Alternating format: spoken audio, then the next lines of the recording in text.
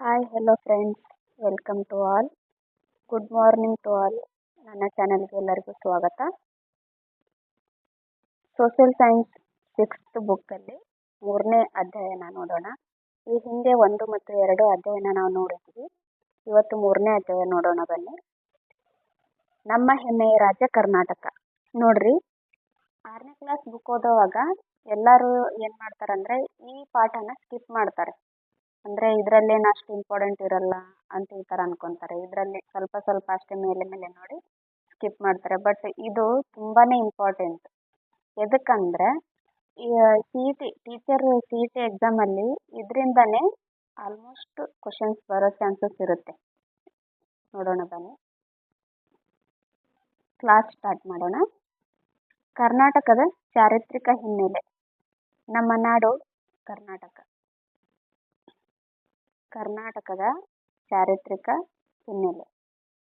Okay, ನಮ್ಮ ನಾಡು ಕರ್ನಾಟಕ. ನಮ್ಮ ರಾಜ್ಯಕ್ಕೆ ಸುಮಾರು 2000 ವರ್ಷಗಳ ಚರಿತ್ರೆ ಇದೆ. ನಮ್ಮ ರಾಜ್ಯದ ಅನೇಕ ಭಾಗಗಳಲ್ಲಿ 2000 ವರ್ಷಗಳ ಚರಿತ್ರೆ ಇದೆ. ನಮ್ಮ ರಾಜ್ಯದ ಅನೇಕ ಭಾಗಗಳಲ್ಲಿ ಪ್ರಾಚೀನ ಶಿಲಾಯುಗದ ನೆಲೆಗಳಿವೆ. ಈ ಅಧ್ಯಾಯದಲ್ಲಿ ನಮ್ಮ ರಾಜ್ಯದ 4 ವಿಭಾಗಗಳ ಬಗ್ಗೆ ಮತ್ತು ಅವುಗಳ ವಿಶೇಷತೆಗಳ ಬಗ್ಗೆ ತಿಳಿಯೋಣ. ಓಕೆ, ಬ್ರಿಟಿಷರ ಆಡಳಿತ ಕಾಲದಲ್ಲಿ ವಿವಿಧ ಜಿಲ್ಲೆಗಳನ್ನು ರೂಪಿಸಲಾಯಿತು. ಅನೇಕ ಸಂದರ್ಭಗಳಲ್ಲಿ ಜಿಲ್ಲಾ ಕೇಂದ್ರಗಳು ಬದಲಾಗಿವೆ. ವಿಸ್ತೀರ್ಣದಲ್ಲಿ ಕೆಲವು ಜಿಲ್ಲೆಗಳು ಚಿಕ್ಕವಾಗಿವೆ ಮತ್ತು ಕೆಲವು ವಿಶಾಲವಾಗಿವೆ. ನೋಡ್ರಿ, ಇಲ್ಲಿ ಕರ್ನಾಟಕ ಮ್ಯಾಪ್ ಇಲ್ಲಿ ಕೊಟ್ಟಿದ್ದಾರೆ. ನೋಡ್ರಿ, ಕರ್ನಾಟಕದಲ್ಲಿ ಎಷ್ಟು ವಿಭಾಗಗಳಿವೆ ಅಂತಂದ್ರೆ 4 ವಿಭಾಗಗಳು. ಒಂದು ಕಲಬುರಗಿ ವಿಭಾಗ, ಒಂದು ಬೆಳಗಾವಿ ವಿಭಾಗ, ಇನ್ನೊಂದು ಬೆಂಗಳೂರು ವಿಭಾಗ, ಮತ್ತೆ 4ನೇದ್ದು ಮೈಸೂರು ವಿಭಾಗ. ಈ ರೀತಿಯಾದ 4 ವಿಭಾಗಗಳನ್ನು ಮಾಡಿದ್ದಾರೆ. ಇದನ್ನ ಆಡಳಿತದ ಅನುಕೂಲಕ್ಕಾಗಿ ಈ ಕರ್ನಾಟಕನ 4 ವಿಭಾಗಗಳಾಗಿ ವಿಂಗಡಣೆ ಮಾಡ್ತಾರೆ. ನೋಡ್ರಿ, ಕರ್ನಾಟಕ ಮ್ಯಾಪ್ ನೋಡ್ರಿ, ಇಲ್ಲಿ ಮಹಾರಾಷ್ಟ್ರ ಇದೆ, ಇಲ್ಲಿ ಆಂಧ್ರ ಪ್ರದೇಶ ಇದೆ, ಇಲ್ಲಿ ತೆಲಂಗಾಣ ಬರುತ್ತೆ, ಆಮೇಲೆ ಇಲ್ಲಿ ಗೋವಾ ಇದೆ. ನೋಡ್ರಿ, ಇಲ್ಲಿ ಗೋವಾ ಇದೆ. ನೆಕ್ಸ್ಟ್ ಬಂದು ಇಲ್ಲಿ ಕೇರಳ, ಇಲ್ಲಿ ತಮಿಳುನಾಡು ಇದೆ.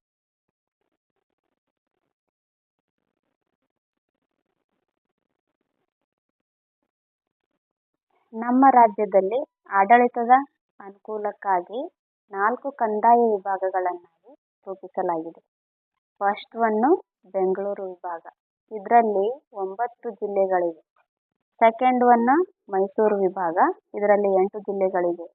ಮತ್ತೊಂದು ಬೆಳಗಾವಿ ವಿಭಾಗ, ಇದರಲ್ಲಿ 7 ಜಿಲ್ಲೆಗಳಿದ್ದು, 4ನೇದು ಕಲಬುರಗಿ ವಿಭಾಗ, ಇದರಲ್ಲೂ ಸಹ 7 ಜಿಲ್ಲೆಗಳಿವೆ. ಒಟ್ಟು 31 ಜಿಲ್ಲೆಗಳು. ಪ್ರೆಸೆಂಟ್ ಕರ್ನಾಟಕದಲ್ಲಿ ಎಷ್ಟು ಜಿಲ್ಲೆಗಳಿವೆ ಅಂತಂದರೆ ಟೋಟಲಿ 31 ಜಿಲ್ಲೆಗಳನ್ನು ನಾವು ಕರ್ನಾಟಕದಲ್ಲಿ ನೋಡಬಹುದು.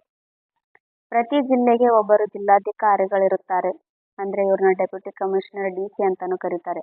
ಅದೇ ರೀತಿಯಲ್ಲಿ ವಿಭಾಗಕ್ಕೆ ವಿಭಾಗೀಯ ಅಧಿಕಾರಿ ಇರುತ್ತಾರೆ, ಪ್ರಾದೇಶಿಕ ಆಯುಕ್ತರು. ಈ ಭಾಗದಲ್ಲಿ 4 ವಿಭಾಗಗಳಲ್ಲಿರುವ ಜಿಲ್ಲೆಗಳು, ಅವುಗಳ ವಿಶಿಷ್ಟತೆಗಳು, ಪ್ರಾಕೃತಿಕ ಸಂಪನ್ಮೂಲ, ಕೃಷಿ, ಉದ್ದಿಮೆ, ನದಿಗಳು, ಬೆಳೆಗಳು, ಅರಣ್ಯಗಳು, ವಾಯುಗುಣ, ಕಲೆ, ಸಾಹಿತ್ಯ, ಜಾನಪದ, ಕ್ರೀಡೆ, ಉತ್ಸವಗಳು ಮುಂತಾದ ಸಂಗತಿಗಳ ಬಗ್ಗೆ ತಿಳಿದುಕೊಳ್ಳೋಣ. ನೋಡ್ರಿ, ಈ 4 ವಿಭಾಗಗಳೇನಿದಾವಲ್ಲ ಇಲ್ಲಿ ಕೊಟ್ಟಿದ್ದಾರೆ. ನೋಡ್ರಿ, ಮ್ಯಾಪಲ್ಲಿ ಕೊಟ್ಟಿದ್ದಾರೆ. ಇದು ಕಲಬುರಗಿ ವಿಭಾಗ, ಇದರಲ್ಲಿ 7 ಜಿಲ್ಲೆಗಳಿದಾವೆ. ಒಂದು ಕಲಬುರಗಿ, ಯಾದಗಿರಿ, ರಾಯಚೂರು, ಕೊಪ್ಪಳ, ವಿಜಯನಗರ, ಆಮೇಲೆ ಬಳ್ಳಾರಿ. ಬೆಳಗಾವಿ ವಿಭಾಗದಲ್ಲೂ ಸಹ 7 ಜಿಲ್ಲೆಗಳು ಬರ್ತವೆ. ಒಂದು ವಿಜಯಪುರ, ಬಾಗಲಕೋಟೆ, ಬೆಳಗಾವಿ, ಗದಗ, ಧಾರವಾಡ, ಹಾವೇರಿ ಮತ್ತು ಉತ್ತರ ಕನ್ನಡ. ನೆಕ್ಸ್ಟು ಬೆಂಗಳೂರು ವಿಭಾಗ, ಇದೇ ದೊಡ್ಡದು ನೋಡ್ರಿ, ಯಾಕಂದರೆ ಇದರಲ್ಲಿ 9 ಜಿಲ್ಲೆಗಳಿವೆ. ಬೆಂಗಳೂರು ವಿಭಾಗದಲ್ಲಿ ಶಿವಮೊಗ್ಗ ಬರುತ್ತೆ, ದಾವಣಗೆರೆ ಬರುತ್ತೆ, ಚಿತ್ರದುರ್ಗ, ಚಿಕ್ಕಬಳ್ಳಾಪುರ, ಆಮೇಲೆ ತುಮಕೂರು, ಬೆಂಗಳೂರು ಗ್ರಾಮಾಂತರ, ಕೋಲಾರ, ಬೆಂಗಳೂರು ನಗರ ಮತ್ತು ರಾಮನಗರ. ನೆಕ್ಸ್ಟ್ ಬಂದು ಮೈಸೂರು ವಿಭಾಗ. ಈ ಮೈಸೂರು ವಿಭಾಗದಲ್ಲಿ 8 ಜಿಲ್ಲೆಗಳು ಬರ್ತವೆ. ಒಂದು ಉಡುಪಿ, ಚಿಕ್ಕಮಗಳೂರು, ಹಾಸನ, ದಕ್ಷಿಣ ಕನ್ನಡ, ಕೊಡಗು, ಮಂಡ್ಯ, ಮೈಸೂರು, ಆಮೇಲೆ ಚಾಮರಾಜನಗರ. ಇಷ್ಟು ಈ ಕರ್ನಾಟಕದ ವಿಭಾಗಗಳಲ್ಲಿ ಇರುವ ಜಿಲ್ಲೆಗಳನ್ನು ನೋಡಬಹುದು. ನೆಕ್ಸ್ಟ್ ನೋಡೋಣ ಬನ್ನಿ. ಫಸ್ಟ್ ಬೆಂಗಳೂರು ವಿಭಾಗನ ನೋಡೋಣ. ಬೆಂಗಳೂರು ವಿಭಾಗದಲ್ಲಿ ನಮ್ಮ ರಾಜ್ಯದ ರಾಜಧಾನಿ ಯಾವುದು ಅಂದರೆ ಬೆಂಗಳೂರು. ಇದು ಒಂದು ಕಂದಾಯ ಆಡಳಿತ ವಿಭಾಗವೂ ಆಗಿದೆ. ಈ ವಿಭಾಗದಲ್ಲಿ 9 ಜಿಲ್ಲೆಗಳಿವೆ. ಅವುಗಳ ಹೆಸರು ಹೀಗಿವೆ: ಬೆಂಗಳೂರು ನಗರ, ಬೆಂಗಳೂರು ಗ್ರಾಮಾಂತರ, ಕೋಲಾರ, ಚಿಕ್ಕಬಳ್ಳಾಪುರ, ರಾಮನಗರ, ತುಮಕೂರು, ಚಿತ್ರದುರ್ಗ, ದಾವಣಗೆರೆ ಮತ್ತು ಶಿವಮೊಗ್ಗ. ನಮ್ಮ ರಾಜ್ಯದ ದಕ್ಷಿಣ ಭಾಗದಲ್ಲಿ ಇದು ನೆಲೆಗೊಂಡಿದೆ. ಇದನ್ನ ದಕ್ಷಿಣ ಭಾಗ ಅಂತ ಕರೀತಾರೆ. ದಕ್ಷಿಣ ಭಾಗದಲ್ಲಿರುವ ನೆಲೆಗಳಾಗಿದೆ ಇದು ಬೆಂಗಳೂರು ವಿಭಾಗ. ಈ ಬೆಂಗಳೂರು ವಿಭಾಗದ ಚಾರಿತ್ರಿಕ ಹಿನ್ನೆಲೆಯನ್ನ ನೋಡೋಣ. ಚಾರಿತ್ರಿಕ ಹಿನ್ನೆಲೆ: ಕರ್ನಾಟಕದಷ್ಟೇ ಪ್ರಾಚೀನ ಚಾರಿತ್ರಿಕ ಹಿನ್ನೆಲೆ ಬೆಂಗಳೂರು ವಿಭಾಗಕ್ಕೆ ಇದೆ. ಈ ಭಾಗವನ್ನು ಮೊದಲು ಆಳಿದ ಅರಸರೆಂದರೆ ಕೋಲಾಲಪುರವನ್ನ ಅಂದ್ರೆ ಈಗಿನ ಕೋಲಾರವನ್ನ ರಾಜಧಾನಿಯನ್ನಾಗಿ ಮಾಡಿಕೊಂಡಿದ್ದ ಗಂಗರ ಮನೆತನದ ಅರಸರು. ಈ ಬೆಂಗಳೂರು ವಿಭಾಗನ ಮೊದಲಿಗೆ ಆಳಿದ ಅರಸರು ಯಾರು ಅಂತಂದ್ರೆ ಅವರು ಗಂಗರು. ಈ ಗಂಗರ ರಾಜಧಾನಿ ಯಾವ್ದಾಗಿತ್ತಂದ್ರೆ ಇವತ್ತಿನ ಕೋಲಾರ. ಆವಾಗ ಇದಕ್ಕೆ ಕೋಲಾಲಪುರ ಅಂತ ಕರಿತಿದ್ರು. ಅವರ ಆಳಿದ ಮೇಲೆ ಈ ಪ್ರದೇಶವು ಚೋಳರು, ಹೊಯ್ಸಳರು, ವಿಜಯನಗರ, ಮರಾಠರು, ಮೈಸೂರು ಒಡೆಯರು ಮತ್ತು ವಿಜಯಪುರದ ಆದಿಲ್ಶಾಹಿ ಮನೆತನಗಳು ಸಹ ಆಳ್ವಿಕೆ ಮಾಡ್ತಾರೆ. ವಿಜಯನಗರ ಅರಸರ ಆಳ್ವಿಕೆಯಲ್ಲಿ ಅನೇಕ ಪಾಳೆಗಾರರು ವಿವಿಧ ಭಾಗಗಳಲ್ಲಿ ಆಳ್ವಿಕೆ ನಡೆಸ್ತಾರೆ. ಅವರು ಆಳುತ್ತಿದ್ದ ಪ್ರದೇಶವನ್ನ ಪಾಳೆಪಟ್ಟು ಅಂತ ಕರೀತಿದ್ರು. ಈ ಪಾಳೆಗಾರರಿಗೆ ನಾಯಕರೆಂಬ ಹೆಸರು ಕೂಡ ಇತ್ತು. ಈ ಪಾಳೆಗಾರರು ವಿಜಯನಗರ ಅರಸರಿಗೆ ವಿಧೇಯರಾಗಿದ್ರು. ಈ ಪಾಳೆಗಾರರು ಯಾವ ಅರಸರಿಗೆ ವಿಧೇಯರಾಗಿದ್ದರು ಅಂತಂದ್ರೆ ವಿಜಯನಗರ ಅರಸರಿಗೆ ವಿಧೇಯರಾಗಿದ್ದರು. ನೋಡ್ರಿ, ಈ ತರ ಮಾರ್ಕ್ ಮಾಡಿ, ನಾನೇನು ರೌಂಡ್ ಅಪ್ ಮಾಡಿ ಮಾರ್ಕ್ ಮಾಡಿ ಹೇಳ್ತೀನಲ್ಲ, ಇವು ಇಂಪಾರ್ಟೆಂಟ್ ಆಗಿರ್ತವೆ. ನೀವು ಸೈಡಲ್ಲಿ ನೋಟ್ ಮಾಡ್ಕೋರಿ, ಆಯ್ತಾ. ಪ್ರಮುಖ ಪಾಳೆಪಟ್ಟುಗಳೆಂದರೆ ಕೆಳದಿ, ಚಿತ್ರದುರ್ಗ, ಯಲಹಂಕ, ಚಿಕ್ಕಬಳ್ಳಾಪುರ ಎಕ್ಸೆಟ್ರಾ. ಇವು ಪ್ರಮುಖ ಪಾಳೆಪಟ್ಟುಗಳಾಗಿದ್ದಾವೆ. ನೋಡ್ರಿ, ಈ ಬೆಂಗಳೂರು ವಿಭಾಗದಲ್ಲಿ ಬರ್ತಕ್ಕಂಥ ಜಿಲ್ಲೆಗಳು. ಬೆಂಗಳೂರು ವಿಭಾಗದ ಚಾರಿತ್ರಿಕ ಹಿನ್ನೆಲೆ ನೋಡಿದ್ವಲ್ಲ, ಇವಾಗ ಪ್ರಾಕೃತಿಕ ಸಂಪನ್ಮೂಲವನ್ನ ನೋಡೋಣ. ಪ್ರಾಕೃತಿಕ ಸಂಪನ್ಮೂಲ ಹೇಗಿದೆ ಅಂದ್ರೆ ಪ್ರಕೃತಿಯಿಂದ ದತ್ತವಾದ ಸಂಗತಿಗಳನ್ನ ಪ್ರಾಕೃತಿಕ ಸಂಪನ್ಮೂಲ ಎಂದು ಕರೆಯುತ್ತೇವೆ. ನದಿ, ಕಾಡು, ಕಣಿವೆ, ಜಲಪಾತಗಳು, ಖನಿಜ ಗಣಿಗಳು, ವನ್ಯಮೃಗಗಳು, ಮಣ್ಣು ಮುಂತಾದವೆಲ್ಲ ಪ್ರಕೃತಿಯು ನಮಗೆ ನೀಡಿರುವ ಸಂಪತ್ತು ಆಗಿದೆ. ಈ ವಿಭಾಗವು ಉಷ್ಣವಲಯದ ಮಾನ್ಸೂನ್ ವಾಯುಗುಣವನ್ನ ಹೊಂದಿದೆ. ಆದರೆ ಈ ವಿಭಾಗದ ಎಲ್ಲಾ ಜಿಲ್ಲೆಗಳಲ್ಲಿ ಏಕರೂಪ ಹವಾಮಾನವಿಲ್ಲ. ಕೋಲಾರ ಜಿಲ್ಲೆ ಅತಿ ಉಷ್ಣವಲಯಕ್ಕೆ ಸೇರಿದ್ದಾದ್ರೆ ಶಿವಮೊಗ್ಗ ಜಿಲ್ಲೆ ಮಲೆನಾಡು ಪ್ರದೇಶ, ಹೆಚ್ಚು ಮಳೆ ಬೀಳುವ ಪ್ರದೇಶವಾಗಿದೆ. ಶಿವಮೊಗ್ಗ ಜಿಲ್ಲೆಯಲ್ಲಿ ಮಲೆನಾಡು ಪ್ರದೇಶವಿದ್ದು ಅಲ್ಲಿ ಹೆಚ್ಚು ಮಳೆ ಬೀಳುತ್ತೆ. ಅದೇ ಕೋಲಾರ ಜಿಲ್ಲೆ ಬಂದ್ರೆ ಇದು ಅತಿ ಉಷ್ಣವಲಯಕ್ಕೆ ಸೇರಿದ್ದಾಗಿದೆ. ಆದರೆ ಚಿತ್ರದುರ್ಗ ಅತಿ ಕಡಿಮೆ ಮಳೆ ಬೀಳುವ ಜಿಲ್ಲೆಯಾಗಿದೆ. ಉಳಿದ ಜಿಲ್ಲೆಗಳಾದ ತುಮಕೂರು, ದಾವಣಗೆರೆ, ಬೆಂಗಳೂರು ಗ್ರಾಮಾಂತರ, ರಾಮನಗರ, ಚಿಕ್ಕಬಳ್ಳಾಪುರ ಮುಂತಾದವು ಸಾಧಾರಣ ಮಳೆ ಬೀಳುವ ಜಿಲ್ಲೆಗಳಾಗಿವೆ. ನೋಡ್ರಿ, ಇವು ಇಂಪಾರ್ಟೆಂಟ್. ಯಾವುದು? ಕೋಲಾರ ಅತಿ ಉಷ್ಣವಲಯಕ್ಕೆ ಸೇರಿದೆ. ಆಮೇಲೆ ಶಿವಮೊಗ್ಗ ಮಲೆನಾಡು ಪ್ರದೇಶವಾಗಿದೆ, ಹೆಚ್ಚು ಮಳೆ ಬೀಳುವ ಪ್ರದೇಶವಾಗಿದೆ. ನೆಕ್ಸ್ಟ್ ಬಂದು ಚಿತ್ರದುರ್ಗದಲ್ಲಿ ಅತಿ ಕಡಿಮೆ ಮಳೆ ಬೀಳುವ ಜಿಲ್ಲೆಯಾಗಿದೆ. ಇಷ್ಟು ಇಂಪಾರ್ಟೆಂಟ್ ಇದರಲ್ಲಿ. ನೋಡ್ರಿ, ಇದೇನೈತಲ್ಲ, ಇವೆಲ್ಲ ಹಿಂದೆ TET ಎಕ್ಸಾಮ್ ಅಲ್ಲಿ ಸಾಕಷ್ಟು ಬರೀ ಕೇಳಿದ್ದಾರೆ ನೋಡಿ. ಇದು ಜಾಸ್ತಿ ಅಂದ್ರೆ TET ನಲ್ಲಿ ಕೇಳಿದ್ದಾರೆ. ಇದನ್ನ ಈ ಪ್ರಾಕೃತಿಕ ಸಂಪನ್ಮೂಲದಲ್ಲಿ ಏನ್ ಬರ್ತಾವಲ್ಲ, ಉಷ್ಣವಲಯ, ಇದು ಮಲೆನಾಡು ಪ್ರದೇಶ, ಆಮೇಲೆ ಚಿತ್ರದುರ್ಗದಲ್ಲಿ ಕಡಿಮೆ ಮಳೆ ಬೀಳುವ ಜಿಲ್ಲೆ, ಈ ತರ ಕೀ ಪಾಯಿಂಟ್ಸ್ ನ ಮಾಡಿಟ್ಕೊಂಡ್ರೆ ಏನಾಗುತ್ತೆ, ಪ್ರಾಕೃತಿಕ ಸಂಪನ್ಮೂಲ ಅಂದ್ರೆ ಈ ಕೀ ಪಾಯಿಂಟ್ಸ್ ಅಷ್ಟೇ ನೋಡ್ಕೊಂಡ್ರೆ ನಿಮ್ಗೆ ಉಳಿದಿದ್ದೆಲ್ಲ ನೆನಪಾಗ್ಬಿಡ್ಬೇಕು. ಈ ತರ ಕೀ ಪಾಯಿಂಟ್ಸ್ ಮಾಡ್ಕೊಳ್ರಿ. ಇವೆಲ್ಲ ಹಿಂದೆ ಸಾಕಷ್ಟು ಬೇರೆ ಎಕ್ಸಾಮ್ ಅಲ್ಲಿ ಕೇಳಿದಾರೆ ನೋಡ್ರಿ, ಇಂಪಾರ್ಟೆಂಟ್, ನೋಟ್ ಮಾಡ್ಕೊಳ್ರಿ. ನೆಕ್ಸ್ಟ್, ಈ ವಲಯದ ಅನೇಕ ಮುಖ್ಯ ಅನೇಕ ಮುಖ್ಯ ನದಿಗಳು ಪಶ್ಚಿಮ ಘಟ್ಟದಲ್ಲಿ ಹುಟ್ಟುತ್ತವೆ. ಬೆಂಗಳೂರು ವಿಭಾಗದಲ್ಲಿ ಅನೇಕ ಮುಖ್ಯ ನದಿಗಳು ಎಲ್ಲಿಂದ ಹುಟ್ಟುತ್ತವೆ ಅಂತಂದರೆ ಅವು ಪಶ್ಚಿಮ ಘಟ್ಟದಲ್ಲಿ ಹುಟ್ಟುತ್ತವೆ. ಈ ವಿಭಾಗದ ಪ್ರಮುಖ ನದಿಗಳೆಂದರೆ ಉತ್ತರ ಪಿನಾಕಿನಿ, ದಕ್ಷಿಣ ಪಿನಾಕಿನಿ, ವೇದಾವತಿ, ಇಂಚ, ತುಂಗಭದ್ರಾ, ಶರಾವತಿ, ವರದಾ ಮುಂತಾದವುಗಳು. ಉತ್ತರ ಪಿನಾಕಿನಿ, ದಕ್ಷಿಣ ಪಿನಾಕಿನಿ, ವೇದಾವತಿ, ಇಂಚ, ತುಂಗಭದ್ರಾ, ಶರಾವತಿ ಮತ್ತು ವರದಾ. ನೋಟ್ ಮಾಡ್ಕೊಳ್ಳಿ ಇವ್ರನ್ನ. ಶರಾವತಿಯು ಪಶ್ಚಿಮ ದಿಕ್ಕಿಗೆ ಹರಿಯುವ ನದಿಯಾಗಿದೆ. ನೋಡ್ರಿ, ಶರಾವತಿ ಪಶ್ಚಿಮ ದಿಕ್ಕಿಗೆ ಹರಿಯುವ ನದಿಯಾಗಿದೆ. ಇದರಿಂದ ನಿರ್ಮಾಣವಾದ ವಿಶ್ವವಿಖ್ಯಾತ ಜೋಗ ಜಲಪಾತ ಶಿವಮೊಗ್ಗ ಜಿಲ್ಲೆಯಲ್ಲಿದೆ. ನೋಡ್ರಿ, ಇದು ಹಿಂದೆ ಎಕ್ಸಾಮ್ ಅಲ್ಲಿ ಕೇಳಿದಾರೆ ನೋಡ್ರಿ, ನೋಟ್ ಮಾಡ್ಕೊಳ್ರಿ. ಮುತ್ಯಾಲಮಡು ಎಂಬ ಜಲಾಶಯ, ನೋಡ್ರಿ ಇದು ಕೂಡ ಇಂಪಾರ್ಟೆಂಟು. ಮುತ್ಯಾಲಮಡು ಜಲಪಾತ ಬೆಂಗಳೂರು ನಗರ ಜಿಲ್ಲೆಯಲ್ಲಿ ಕಂಡುಬರುತ್ತೆ. ಗಾಜನೂರು ಅಣೆಕಟ್ಟು ಅಥವಾ ತುಂಗಾ ಅಣೆಕಟ್ಟು ಶಿವಮೊಗ್ಗ ಜಿಲ್ಲೆಯಲ್ಲಿದೆ. ಈ ಭಾಗದಲ್ಲಿ ನೂರಾರು ಪ್ರಸಿದ್ಧ ಕೆರೆಗಳಿವೆ. ಮೈಸೂರು ಅರಸರು ಅನೇಕ ಅಣೆಕಟ್ಟೆಗಳನ್ನು ಕಟ್ಟಿಸಿದ್ದರು. ನೋಡ್ರಿ, ಇದೇನು ಐತಲ್ಲ ಮುತ್ಯಾಲಮಡು ಎಂಬ ಜಲಾಶಯ, ಇದು ಬೆಂಗಳೂರು ನಗರ ಜಿಲ್ಲೆಯಲ್ಲಿದೆ. ಗಾಜನೂರು ಅಣೆಕಟ್ಟು ಅಥವಾ ತುಂಗಾ ಅಣೆಕಟ್ಟು ಇದು ಶಿವಮೊಗ್ಗ ಜಿಲ್ಲೆಯಲ್ಲಿದೆ. ಇದನ್ನು ಸಹ ಸಾಕಷ್ಟು ಬಾರಿ ಹಿಂದೆ ಎಕ್ಸಾಮ್ ಅಲ್ಲಿ ಕೇಳಿದ್ದಾರೆ ನೋಡ್ರಿ. SDA FD ಎಕ್ಸಾಮ್ ಅಲ್ಲೂ ಸಹ ಇದು ಕೇಳಿದ್ದಾರೆ. PC PSI ಆಮೇಲೆ KS ಎಕ್ಸಾಮ್ ಅಲ್ಲೂ ಸಹ ಇವು ಕೇಳಿದ್ದಾರೆ ನೋಡ್ರಿ. ಭಾಳ ಇಂಪಾರ್ಟೆಂಟ್ ಇದು. TET ಎಕ್ಸಾಮ್ ಅಲ್ಲೂ ಕೇಳಿದ್ದಾರೆ ಸಾಕಷ್ಟು ಬಾರಿ. ಸೊ ನೋಟ್ ಮಾಡ್ಕೊಳ್ರಿ ಇದನ್ನ.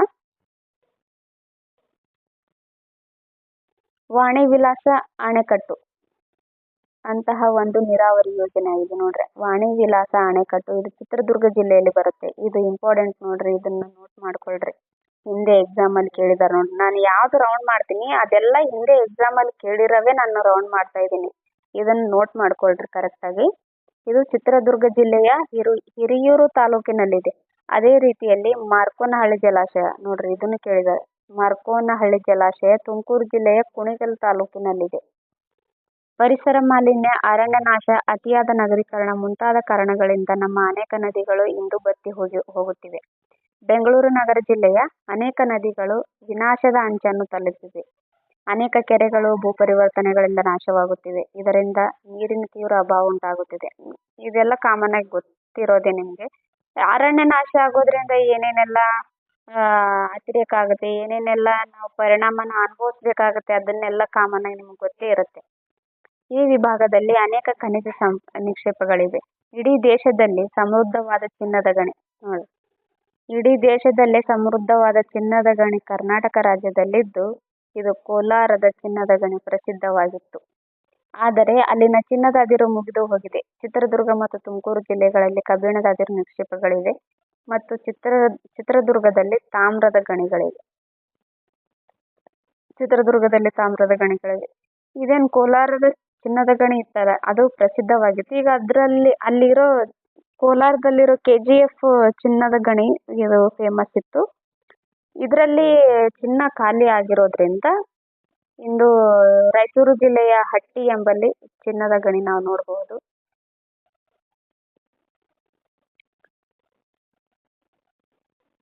ನೆಕ್ಸ್ಟ್ ಅರಣ್ಯ, ವನ್ಯ ಪ್ರಾಣಿಗಳು ಮತ್ತು ರಾಷ್ಟ್ರೀಯ ಉದ್ಯಾನವನಗಳನ್ನು ನೋಡೋಣ ಬನ್ನಿ. ಬೆಂಗಳೂರು ವಿಭಾಗದ ಶಿವಮೊಗ್ಗ ಜಿಲ್ಲೆಯಲ್ಲಿ ದಟ್ಟ ಅರಣ್ಯವಿದೆ. ನೋಡ್ರಿ, ಇದನ್ನ ನೋಟ್ ಮಾಡ್ಕೊಳ್ರಿ. ನೀವು ಎಷ್ಟು ಚೆನ್ನಾಗಿ ನೋಟ್ ಮಾಡ್ಕೊಳ್ಬೋದಂದ್ರೆ, ಇವಾಗ ನಾನೇನು ರೌಂಡಪ್ ಮಾಡ್ತಿದ್ದೀನಲ್ಲ, ಅರಣ್ಯಗಳು, ವನ್ಯಪ್ರಾಣಿಗಳು, ರಾಷ್ಟ್ರೀಯ ಉದ್ಯಾನವನಗಳು ಅಂತ ಹೆಡ್ಲೈನ್ ಹಾಕಿ ಕೆಳಗಡೆ ಒಂದೊಂದಾಗಿ ಈ ಥರ ಕೀ ಪಾಯಿಂಟ್ ನೋಟ್ ಮಾಡ್ಕೊಂಡ್ರೆ ನಿಮಗೆ ತುಂಬ ಹೆಲ್ಪ್ ಆಗುತ್ತೆ. ಎಕ್ಸಾಮ್ ಟೈಮ್ ಇನ್ನೇನು ಎಕ್ಸಾಮ್ ಇನ್ನೂ ಒಂದು ತಿಂಗಳು ಆದಂತ ತನಕ ನೀವು ಇದನ್ನ ಬರೀ ರಿವಿಷನ್ ಮಾಡ್ಬೋದು.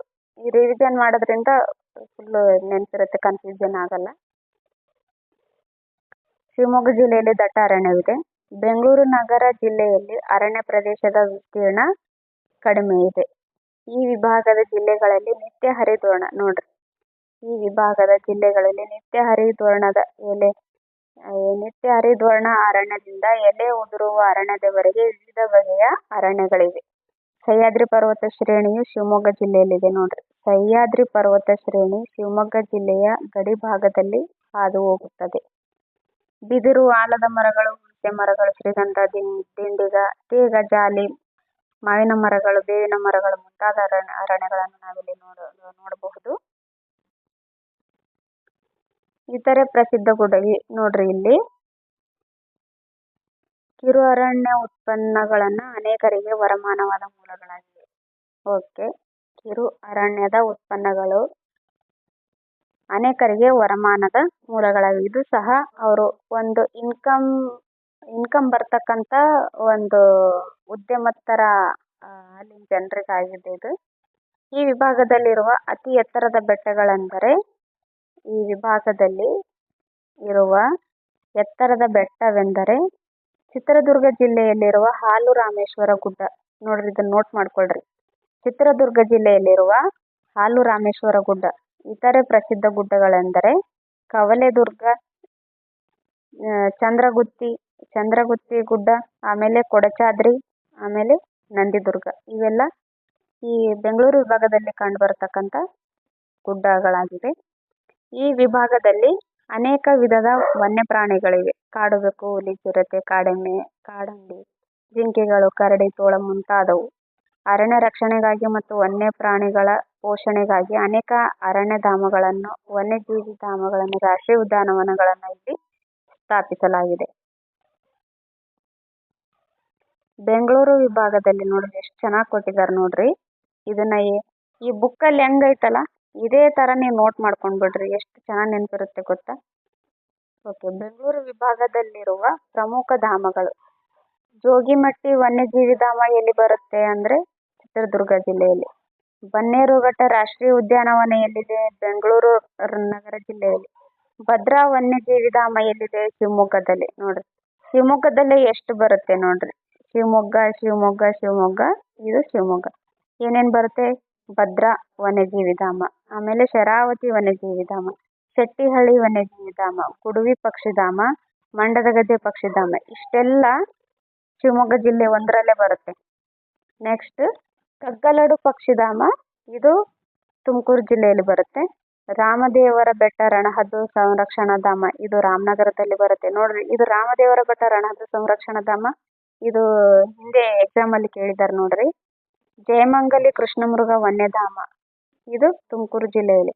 ಗುಡುವಿ ಪಕ್ಷಿಧಾಮ ಕೇಳಿದ್ದಾರೆ ಹಿಂದೆ ಎಕ್ಸಾಮ್ ಅಲ್ಲಿ. ಆಮೇಲೆ ಮಂಡದಗದ್ದೆ ಪಕ್ಷಿಧಾಮ ಕೇಳಿದ್ದಾರೆ, ಶರಾವತಿ ವನ್ಯಜೀವಿ ಧಾಮ ಕೇಳಿದ್ದಾರೆ, ಶೆಟ್ಟಿಹಳ್ಳಿ ಕೇಳಿದ್ದಾರೆ, ಭದ್ರಾ ವನ್ಯಜೀವಿ ಧಾಮ ಕೇಳಿದ್ದಾರೆ, ಜೋಗಿಮಟ್ಟಿ ವನ್ಯಜೀವಿ ಧಾಮ ಕೇಳಿದ್ದಾರೆ.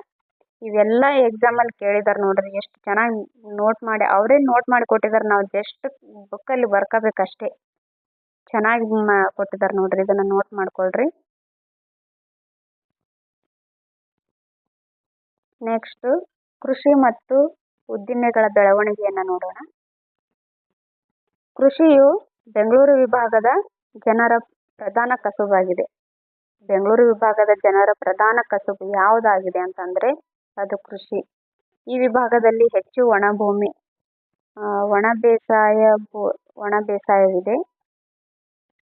ಮಳೆಯನ್ನು ನಂಬಿಕೊಂಡೇ ಇಲ್ಲಿ ವ್ಯವಸಾಯ ನಡೆಯುತ್ತದೆ. ಒಣ ಬೇಸಾಯ ಅಂದ್ರೆ ಅಲ್ಲಿ ಮಳೆ ನಂಬಿಕೊಂಡೇ ಜನರು ಬೇಸಾಯ ಮಾಡ್ತಾರೆ. ಶಿವಮೊಗ್ಗ ಜಿಲ್ಲೆಯಲ್ಲಿ ಅತಿ ಹೆಚ್ಚು ಕೆರೆ ನೀರಾವರಿ ಪ್ರದೇಶವಿದೆ. ನೋಡ್ರಿ, ಇದು ಇಂಪಾರ್ಟೆಂಟ್, ಇದನ್ನ ನೋಟ್ ಮಾಡ್ಕೊಳ್ರಿ. ಶಿವಮೊಗ್ಗ ಜಿಲ್ಲೆಯಲ್ಲಿ ಅತಿ ಹೆಚ್ಚು ಕೆರೆ ನೀರಾವರಿ ಪ್ರದೇಶವಿದೆ. ಈ ವಿಭಾಗದಲ್ಲಿ ಮರಳು ಮಿಶ್ರಿತ ಕೆಂಪು ಮಣ್ಣು ಹೆಚ್ಚಾಗಿದೆ. ನೋಡ್ರಿ, ಇದನ್ನ ನೋಟ್ ಮಾಡ್ಕೊಳ್ರಿ. ಮರಳು ಮಿಶ್ರಿತ ಕೆಂಪು ಮಣ್ಣು ಹೆಚ್ಚಾಗಿದೆ. ಎರೆಮಣ್ಣು ಕೆಲವು ಭಾಗದಲ್ಲಿದೆ. ಈ ಭಾಗದ ಪ್ರಮುಖ ಬೆಳೆಗಳೆಂದರೆ ನೋಡ್ರಿ, ಈ ಭಾಗದ ಪ್ರಮುಖ ಬೆಳೆಗಳು ಅಂತ ಮೇಲೆ ಹೆಡ್ಲೈನ್ ಹಾಕೊಂಡು ಮುಂದ್ಗಡೆ ಅಥವಾ ಕೆಳಗಡೆ ರಾಗಿ, ಮೆಕ್ಕೆಜೋಳ, ಭತ್ತ, ಕಡಲೆಕಾಯಿ, ಬೇಳೆಕಾಳು ಮುಂತಾದವುಗಳು ಇದೆ. ಈ ತರ ನೋಟ್ ಮಾಡ್ಕೊಳ್ರಿ.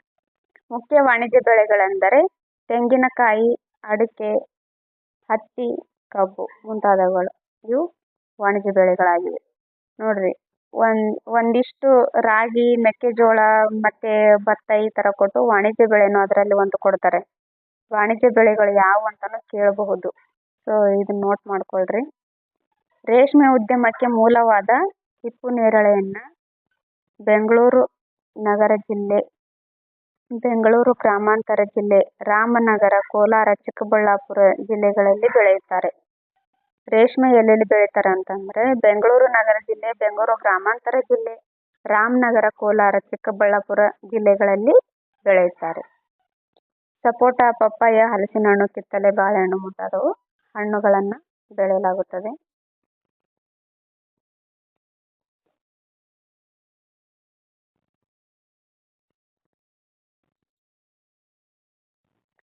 ಪ್ರತಿ ಜಿಲ್ಲೆ ಮತ್ತು ತಾಲೂಕುಗಳಲ್ಲಿ ಕೃಷಿ ಉತ್ಪನ್ನಗಳ ಮಾರುಕಟ್ಟೆಗಳನ್ನು ಸರ್ಕಾರ ಸ್ಥಾಪಿಸಿದೆ. ಅಲ್ಲಿ ರೈತರು ತಮ್ಮ ಸರಕುಗಳನ್ನು ಮಾರಾಟ ಮಾಡಬಹುದು. ಸರ್ಕಾರವು ಜಿಲ್ಲಾ ಮತ್ತು ತಾಲೂಕು ಕೇಂದ್ರಗಳಲ್ಲಿ ಉಗ್ರಾಣಗಳನ್ನು ನಿರ್ಮಿಸಿದೆ. ಅಲ್ಲಿ ರೈತರು ತಮ್ಮ ಉತ್ಪನ್ನಗಳನ್ನು ದಾಸ್ತಾನಿಡಬಹುದು. ನೋಡ್ರಿ, ಇದು ಇಂಪಾರ್ಟೆಂಟ್, ನೋಡ್ಕೊಳ್ರಿ. ಉದ್ದಿಮೆಗಳು. ಬೆಂಗಳೂರು ವಿಭಾಗದಲ್ಲಿ ಬರ್ತಕ್ಕಂಥ ಉದ್ದಿಮೆಗಳ ಬಗ್ಗೆ ಇಲ್ಲಿ ಇನ್ಫಾರ್ಮೇಶನ್ ನೋಡೋಣ ಬನ್ನಿ. ನೋಡ್ರಿ, ಉದ್ದಿಮೆಗಳಂತ ಬಂದ್ರೆ ಇಲ್ಲಿ ಸರ್ ಎಂ ವಿಶ್ವೇಶ್ವರಯ್ಯ ಅವ್ರನ್ನ, ಆಮೇಲೆ ನಾಲ್ವಡಿ ಕೃಷ್ಣರಾಜ ಒಡೆಯರ್ ಅವ್ರನ್ನ ಕೊಟ್ಟಿದ್ದಾರೆ. ಇವ್ರ ಬಗ್ಗೆ ಕೆಳಗಡೆ ಇನ್ಫಾರ್ಮೇಶನ್ ಇದೆ, ನೋಡೋಣ ಬನ್ನಿ. ನಮ್ಮ ವಿವಿಧ ರಾಜರು ದಿವಾನರುಗಳ ಕಾಲದಲ್ಲಿ ಕೈಗಾರಿಕೆಗಳು ವಿವಿಧ ರಾಜರು ಮತ್ತು ದಿವಾನರುಗಳ ಕಾಲದಲ್ಲಿ ಕೈಗಾರಿಕೆಗಳು ಬೆಳೆದವು. ಕೆ. ಶೇಷಾದ್ರಿ ಅಯ್ಯರ್ ಅವರ ದಿವಾನಗಿರಿ ಕಾಲದಲ್ಲಿ ಶಿವನ ಸಮುದ್ರ ಜಲವಿದ್ಯುತ್ ಶಕ್ತಿ ಯೋಜನೆಯನ್ನು ಕೈಗೊಳ್ಳಲಾಗಿತ್ತು. ನೋಡ್ರಿ, ಇದು ಎಕ್ಸಾಮ್ ಅಲ್ಲಿ ಕೇಳಿದಾರೆ. ನೋಡ್ರಿ, ಇದು ಶಿವನ ಸಮುದ್ರ ಜಲವಿದ್ಯುತ್ ಶಕ್ತಿ ಯೋಜನೆಯನ್ನ ಯಾವ ಒಬ್ಬ ದಿವಾನರ ಕಾಲದಲ್ಲಿ ಕೈಗೊಳ್ಳಲಾಗಿತ್ತು ಅಂತಂದ್ರೆ ಅದು ಕೆ. ಶೇಷಾದ್ರಿ ಅಯ್ಯರ್. ಇದು ಇಂಪಾರ್ಟೆಂಟ್, ನೋಡ್ರಿ, ನೋಟ್ ಮಾಡ್ಕೊಳ್ರಿ. ಇದರಿಂದ KGF ನಲ್ಲಿ ಚಿನ್ನದ ಗಣಿ ಉದ್ಯಮಕ್ಕೆ ಅನುಕೂಲವಾಯಿತು. ನಂತರ ವಿಶ್ವೇಶ್ವರಯ್ಯ, ಮಿರ್ಜಾ ಇಸ್ಮಾಯಿಲ್ ಅವರ ಅವಧಿಗಳಲ್ಲಿಯೂ ಅನೇಕ ಕೈಗಾರಿಕೆಗಳು ಪ್ರಾರಂಭವಾದವು. ವಿಶೇಷವಾಗಿ ಸರ್ ಎಂ ವಿಶ್ವೇಶ್ವರಯ್ಯನವರ ಕೊಡುಗೆಗಳು ಅಪಾರವಾಗಿವೆ. ರಾಜ್ಯದ ಕೈಗಾರಿಕಾ ವಲಯದ ನಿರ್ಮಾತೃ ಸರ್ ಎಂ ವಿಶ್ವೇಶ್ವರಯ್ಯನವರು ನಾಲ್ವಡಿ ಕೃಷ್ಣರಾಜ ಒಡೆಯರ ಮುಂದಾಲೋಚನೆಗಳನ್ನು ಕಾರ್ಯರೂಪಕ್ಕೆ ಇಳಿಸಿದರು. ನೋಡ್ರಿ, ವಿಶೇಷವಾಗಿ ಸರ್ ಎಂ ವಿಶ್ವೇಶ್ವರಯ್ಯನವರ ಕೊಡುಗೆಗಳು ಅಪಾರವಾಗಿವೆ. ರಾಜ್ಯದ ಕೈಗಾರಿಕಾ ವಲಯದ ನಿರ್ಮಾತೃ ಸರ್ ಎಂ ವಿಶ್ವೇಶ್ವರಯ್ಯನವರು ನಾಲ್ವಡಿ ಕೃಷ್ಣರಾಜ ಒಡೆಯರ ಮುಂದಾಲೋಚನೆಗಳನ್ನು ಕಾರ್ಯರೂಪಕ್ಕೆ ಇಳಿಸಿದರು. ಬೆಂಗಳೂರು ರಾಷ್ಟ್ರದಲ್ಲಿಯೇ ಪ್ರಮುಖ ಕೈಗಾರಿಕಾ ಕೇಂದ್ರವಾಗಿದೆ. ಬೆಂಗಳೂರು ಏನಾಗಿದೆ, ರಾಷ್ಟ್ರದಲ್ಲಿಯೇ, ನಮ್ಮ ದೇಶದಲ್ಲಿಯೇ ಪ್ರಮುಖ ಕೈಗಾರಿಕಾ ಕೇಂದ್ರವಾಗಿ ಬೆಳೆದಿದೆ ಬೆಂಗಳೂರು. ಇದು ಇಂಪಾರ್ಟೆಂಟ್, ನೋಟ್ ಮಾಡ್ಕೊಳ್ರಿ ಇದನ್ನ. ಶಿವಮೊಗ್ಗ ಜಿಲ್ಲೆಯ ಭದ್ರಾವತಿಯಲ್ಲಿ, ನೋಡ್ರಿ, ಇದು important. Last time teacher CET ನಲ್ಲಿ ಇದು ಕೇಳಿದಾರೆ ನೋಡ್ರಿ, ಸರ್ ಎಂ ವಿಶ್ವೇಶ್ವರಯ್ಯನವರ ಬಗ್ಗೆ. ಲಾಸ್ಟ್ ಟೈಮ್ ಅಷ್ಟೇ ಅಲ್ಲ, ಈ ಒಂದು 2-3 ಎಕ್ಸಾಮ್ ಅಲ್ಲಿ ಟೀಚರ್ CET ಎಕ್ಸಾಮ್ ಅಲ್ಲಿ ಕೇಳಿದಾರೆ ನೋಡ್ರಿ ಇದು ಸರ್ ಎಂ ವಿಶ್ವೇಶ್ವರಯ್ಯ ಅವ್ರ ಬಗ್ಗೆ. ಶಿವಮೊಗ್ಗ ಜಿಲ್ಲೆಯ ಭದ್ರಾವತಿಯಲ್ಲಿ ಕಬ್ಬಿಣ ಮತ್ತು ಉಕ್ಕು ಕಾರ್ಖಾನೆ ಇದೆ. ಇದನ್ನು 1923ರಲ್ಲಿ ಸ್ಥಾಪಿಸಲಾಗಿದೆ. ನೋಡ್ರಿ, ಸರ್ ಎಂ ವಿಶ್ವೇಶ್ವರಯ್ಯ ಅಂತ ಮೇಲೆ ಹೆಡ್ಲೈನ್ ಹಾಕಿ ಕೆಳಗಡೆ ಇದೆಲ್ಲ ನೋಟ್ ಮಾಡ್ಕೊಳ್ರಿ.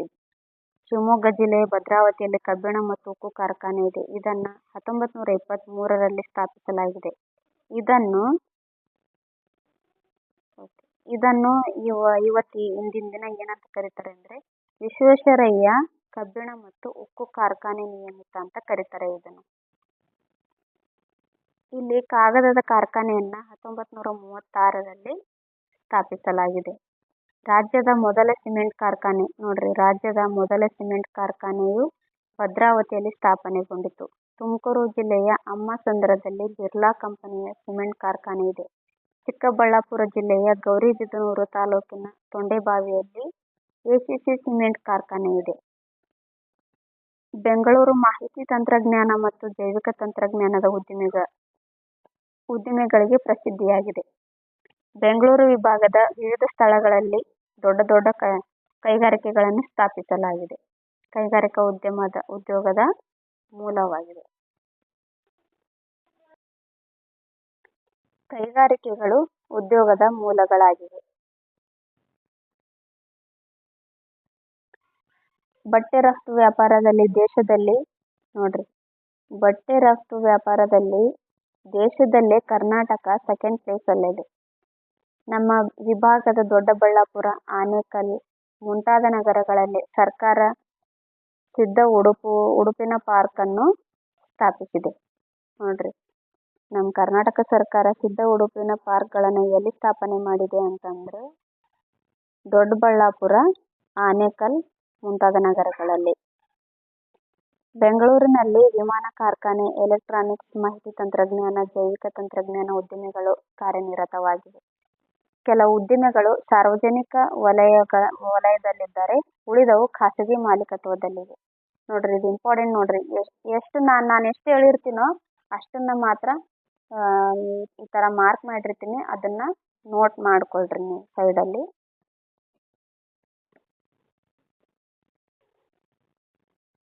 ನೆಕ್ಸ್ಟ್ ಈ ಬೆಂಗಳೂರು ವಿಭಾಗದಲ್ಲಿ ಏನು ಕಲೆ, ಸಾಹಿತ್ಯ ಮತ್ತು ಜನಪದ ನೃತ್ಯವನ್ನ ನೋಡೋಣ ಬನ್ನಿ. ಪ್ರಾಚೀನ ಕಾಲದಿಂದಲೂ ಈ ವಿಭಾಗವು ಕಲೆ ಸಾಹಿತ್ಯಕ್ಕೆ ಹೆಸರುವಾಸಿಯಾಗಿದೆ. ಕಲೆ ಮತ್ತು ಸಾಹಿತ್ಯಕ್ಕೆ ಹೆಸರುವಾಸಿಯಾಗಿದೆ. 12ನೇ ಶತಮಾನದ ವಚನ ಸಾಹಿತ್ಯಕ್ಕೆ ಅಪಾರ ಕೊಡುಗೆ ನೀಡಿರುವ ಅಕ್ಕಮಹಾದೇವಿ, ಅಲ್ಲಮ ಪ್ರಭುಗಳು ಶಿವಮೊಗ್ಗ ಜಿಲ್ಲೆಯ ಬೆಳ್ಳಿಗಾವಿಗೆ ಸೇರಿದವರಾಗಿದ್ದಾರೆ. ಅದೇ ರೀತಿಯಲ್ಲಿ ದಾಸ ಪರಂಪರೆಗೆ ಸೇರಿದ ಶ್ರೀಪಾದರಾಯರು ಮುಂತಾದವರು ಬೆಂಗಳೂರು ವಿಭಾಗಕ್ಕೆ ಸೇರಿದವರಾಗಿದ್ದಾರೆ. ನೋಡ್ರಿ ಇವರು ಯಾವ ವಿಭಾಗಕ್ಕೆ ಸೇರಿದವರಾಗಿದ್ದಾರೆ ಅಂತಾನೆ ಕೇಳಬಹುದು, ಇಲ್ಲ ಇವ್ರ ಬಗ್ಗೆ ಎಕ್ಸ್ಟ್ರಾ ಇನ್ಫಾರ್ಮೇಶನ್ ಎಕ್ಸಾಮ್ ಅಲ್ಲಿ ಕೇಳಬಹುದು. ಸೊ ಇದನ್ನು ನೋಟ್ ಮಾಡ್ಕೊಳ್ರಿ. ನೋಡ್ರಿ ಈ ವಿಭಾಗದಲ್ಲಿ ಬರೋ ಸಾಹಿತಿಗಳಂದ್ರೆ ಮಾಸ್ತಿ ವೆಂಕಟೇಶ್ ಅಯ್ಯಂಗಾರ್ ಅವರು, ಕುವೆಂಪು ಅವರು, ಯು.ಆರ್. ಅನಂತಮೂರ್ತಿ ಅವರು, ಜಿ.ಎಸ್. ಶಿವರುದ್ರಪ್ಪ ಅವರು, ಆಮೇಲೆ ನಿಸಾರ್ ಅಹಮದ್ ಅವರು, P. Lankesh, D V. Gundappa, next Anupama Niranjan, M K. Indra, Na. D'Souza, Siddalingaiah ಇವರೆಲ್ಲರೂ ಸಹ ಬೆಂಗಳೂರು ವಿಭಾಗಕ್ಕೆ ಸೇರಿದ ಸಾಹಿತಿಗಳಾಗಿದ್ದಾರೆ. ಆಧುನಿಕ ಕಾಲಕ್ಕೆ ಬಂದರೆ ರಾಷ್ಟ್ರಕವಿ ಹಾಗೂ ಜ್ಞಾನಪೀಠ ಪುರಸ್ಕೃತ ಸಾಹಿತಿ ಕುವೆಂಪು ಈ ವಿಭಾಗಕ್ಕೆ ಸೇರಿದವರಾಗಿದ್ದಾರೆ. ನೋಡ್ರಿ ರಾಷ್ಟ್ರಕವಿ ಹಾಗೂ ಜ್ಞಾನಪೀಠ ಪುರಸ್ಕೃತ ಯಾರು ಆಗಿದ್ದಾರೆ ಅಂದ್ರೆ ಕುವೆಂಪು ಅವರು ರಾಷ್ಟ್ರಕವಿನಾಗಿದ್ದರು. ಆಮೇಲೆ ಜ್ಞಾನಪೀಠ ಪ್ರಶಸ್ತಿ ಕೂಡ ಇವರಿಗೆ ಬಂದಿದೆ. ಇವರು ಕೂಡ ಈ ವಿಭಾಗಕ್ಕೆ ಸೇರಿದ ಪ್ರಮುಖ ಸಾಹಿತಿಯಾಗಿದ್ದಾರೆ. ಮಾಸ್ತಿ ವೆಂಕಟೇಶ್ ಅಯ್ಯಂಗಾರ್ ಮತ್ತು ಯು.ಆರ್. ಅನಂತಮೂರ್ತಿ ಈ ವಿಭಾಗದ ಜ್ಞಾನಪೀಠ ಪುರಸ್ಕೃತ ಸಾಹಿತಿಗಳಾಗಿದ್ದಾರೆ. P. Lankesh, D G. Gundappa, Nisar Ahmed, T P. Kailasam, M K. Indira, Tarasu, ಡಾ. Anupama Niranjan, Hamanayaka, V. Seetharamaiah, G L. Swamy, M. V. Seetharamaiah, K. V. Subbanna, G. Venkatasubbaiah, G S. Shivarudrappa, Baraguru Ramachandrappa, D. R. Nagaraj, Siddalingaiah, Na. D'Souza, Doddarange Gowda. ನೋಡ್ರಿ ಇವ್ರು ಇಂಪಾರ್ಟೆಂಟು. ದೊಡ್ಡರಂಗೇಗೌಡ, ಪ್ರತಿಭಾನಂದ ಕುಮಾರ್ ಮುಂತಾದ ಕನ್ನಡ ಸಾಹಿತ್ಯವನ್ನ ಶ್ರೀಮಂತಗೊಳಿಸಿದ ಸಾಹಿತಿಗಳು ಇವರಾಗಿದ್ದಾರೆ.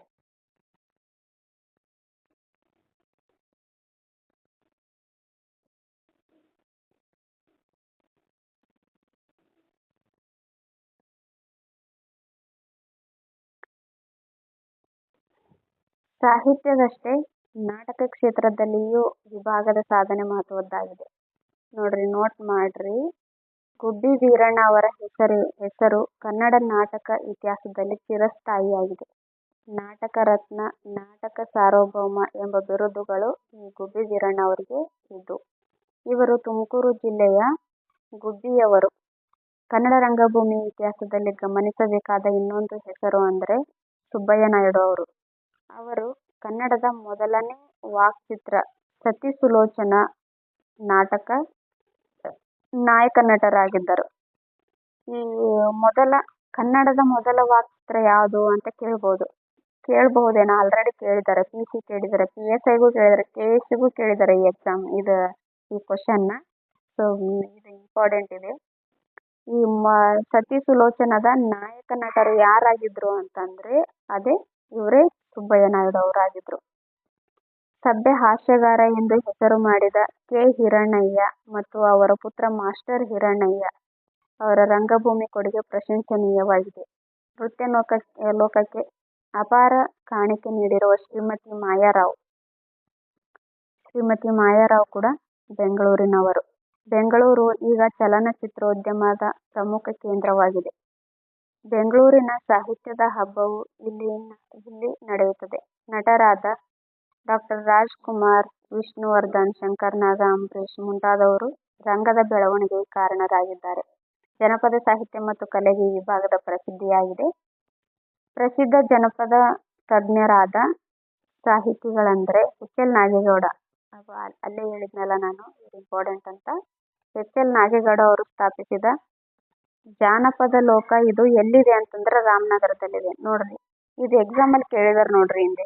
ಜಾನಪದ ಲೋಕ ಎಲ್ಲಿದೆ ಅಂತಾನು ಕೇಳಿದ್ದಾರೆ, ಅದು ರಾಮನಗರ. ಆಮೇಲೆ ಇದನ್ನ ಸ್ಥಾಪಿಸಿದವರು ಯಾರು ಅಂತಾನು ಕೇಳಿದ್ದಾರೆ, ನಾಗೇಗೌಡ ನೋಡ್ರಿ, ಎಚ್. ಎಲ್. ನಾಗೇಗೌಡ ಅವರು. ಇದನ್ನ ನೋಟ್ ಮಾಡ್ಕೊಳ್ರಿ ಸೈಡಲ್ಲಿ.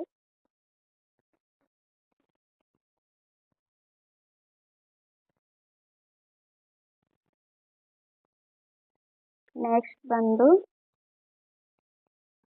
ಬೆಂಗಳೂರು ವಿಭಾಗದ ಪ್ರಸಿದ್ಧ ಜನಪದ ಕಲೆಗಳು. ಬೆಂಗಳೂರಿನಲ್ಲಿ ಪ್ರತಿ ವರ್ಷ ನಡೆಯುವ ಕರಗ ಉತ್ಸವ. ನೋಡ್ರಿ, ಇದನ್ನು ಸಹ ಎಕ್ಸಾಮಲ್ಲಿ ಕೇಳಿದ್ದಾರೆ ಹಿಂದೆ, ಸಾಕಷ್ಟು ಬಾರಿ ಎಕ್ಸಾಮಲ್ಲಿ ಕೇಳಿದ್ದಾರೆ ನೋಡ್ರಿ. ಇದನ್ನು ಸಹ ಕರಗ ಉತ್ಸವ ಎಲ್ಲಿ ನಡೆಯುತ್ತೆ ಅಂತ ಕೇಳಿದ್ದಾರೆ. ಅಲ್ಲಿ ರಾಜ್ಯಗಳ ಹೆಸರನ್ನು ಕೊಡ್ತಾರೆ. ರಾಜ್ಯಗಳ ಹೆಸರು ಬಂದ್ರೆ ಕರ್ನಾಟಕ. ಅದೇ ರಾಜ್ಯದಲ್ಲಿ ಯಾವ ಜಿಲ್ಲೆ ಅಂತ ಕೇಳಿದ್ರೆ ಅದು ಬೆಂಗಳೂರು. ಓಕೆ, ಕರಗ ಉತ್ಸವ ನಡೆದು ಬೆಂಗಳೂರು ಒಂದು ಜನಪದ ಪ್ರಕಾರವಾಗಿದೆ. ದಕ್ಷಿಣ ಕರ್ನಾಟಕದಲ್ಲಿ ಪ್ರಸಿದ್ಧವಾದ ಸೋಮನ ಕುಣಿತ ಮತ್ತೊಂದು ಜಾನಪದ ಪ್ರದರ್ಶನ ಕಲೆಯಾಗಿದೆ, ಸೋಮನ ಕುಣಿತ. ಓಕೆ, ಈ ವಿಭಾಗಕ್ಕೆ ವಿಶೇಷವಾದ ಜಾನಪದ ನಾಟಕ ಕಲೆ, ಮೂಡಲಪಾಯ ಯಕ್ಷಗಾನ, ಗಾರುಡಿ ಕುಣಿತ, ಡೊಳ್ಳು ಕುಣಿತ, ಕಂಸಾಲೆ ಕುಣಿತ ಮುಂತಾದ ಜನಪದ ಕಲೆಗಳಾಗಿವೆ. ಚಿತ್ರಕಲೆಗೆ ಆರ್. ಎಸ್. ನಾಯ್ಡು.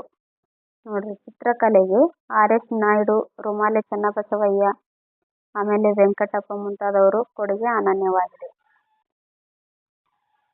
ಶಿಕ್ಷಣ ಮತ್ತು ಆರೋಗ್ಯ. ಶಿಕ್ಷಣ ಮತ್ತು ಆರೋಗ್ಯ. ಬೆಂಗಳೂರು ವಿಭಾಗದ ಶಿಕ್ಷಣಕ್ಕೆ ಸಂಬಂಧಿಸಿದ ಉನ್ನತ ಸಾಧನೆ ಮಾಡಿದೆ. ಭಾರತ ರತ್ನ ಪ್ರಶಸ್ತಿ ಪಡೆದ ಇಬ್ಬರು ಈ ವಿಭಾಗದ ಚಿಕ್ಕಬಳ್ಳಾಪುರ ಜಿಲ್ಲೆಗೆ ಸೇರಿದ್ದಾರೆ. ಅವರಲ್ಲಿ ಒಬ್ಬರು ಯಾರಂದ್ರೆ ಸರ್ ಎಂ. ವಿಶ್ವೇಶ್ವರಯ್ಯ, ಇನ್ನೊಬ್ಬರು ಸಿ.ಎನ್.ಆರ್. ರಾವ್. ಈ ಸಿ.ಎನ್.ಆರ್. ರಾವ್ ಅವರು ನೊಬೆಲ್ ಪ್ರಶಸ್ತಿ ಕೂಡ ಪಡೆದಿದ್ದಾರೆ.